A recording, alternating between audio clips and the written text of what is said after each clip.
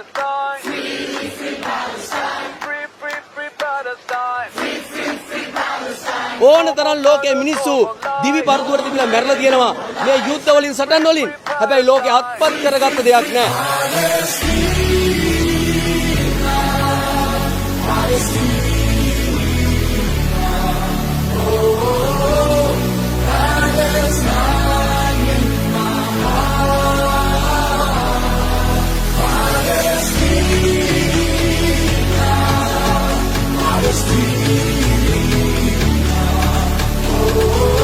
Today you are going to a better world where there won't be any starvation, any unhappiness, and you don't have to worry about bombs.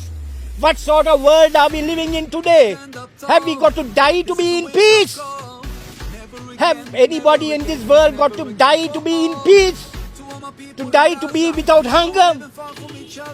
Where are the people who raise their voices? It's time that they raise their voices and put a complete stop to this genocide, this sort of uncertainty that has engulfed the entire world as such.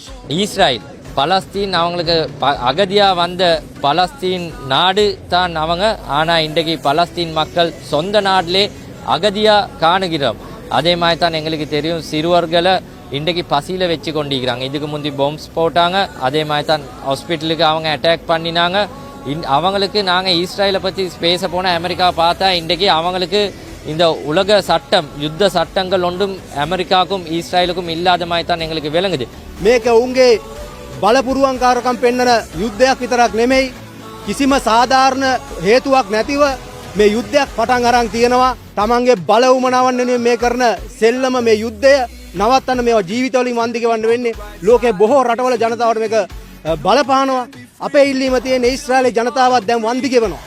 ඊශ්‍රායලේ ජනතාවට නිදහසේ ජීවත් වෙන්න දෙන්න. පලස්තීනයේ දස ගණනාවක් වන්දි ගෙවනවා. ඒ ජනතාවට ජීවත් වෙන්න නිදහස් දෙන්න. මේ ධනපති පාලකයන් අධිරාජ්‍යවාදී වුමනා මත මේ කරන යුද්ධ වහම නවත්තන්න ඔවුන්ට සාමයේ ඉන්න ලබා දෙන්න. ලෝකයේ ඉතාම වයස්ගත නායකයෝ කීප දෙනෙක් එකතු වෙලා මුළු ලෝකයක තියෙන ධනයත් මුළු ලෝකයක තියෙන මිනිසුන්ගේ ජීවිතත් විනාශ කරමින් ඉන්නවා. ඒ නිසා අපි ඔබට කියනවා මේ රටවල් වල බලය හොබවගෙන ඉන්න අධිරාජ්‍යවාදී වයස්ගත පාලකයන්ට අපි කියනවා ඔබ ඔබේ වයසට අයිති නැති දේවල් කරමින් ඉන්නේ. ඔබ ඔබේ වයසට අදාළ නැති දේවල් කරමින් ඉන්නේ. ඔබ මේ කරන එකේ වන්දිය ගෙවන්න වෙන්නේ හෙට දවසේ මේ ලෝකයේ උපනූපන් පරම්පරාවට. ඒක නිසා අපි ඔබට කියනවා ඔබේ වයසට ගැලපෙන දේවල් ඔබ කරන්න.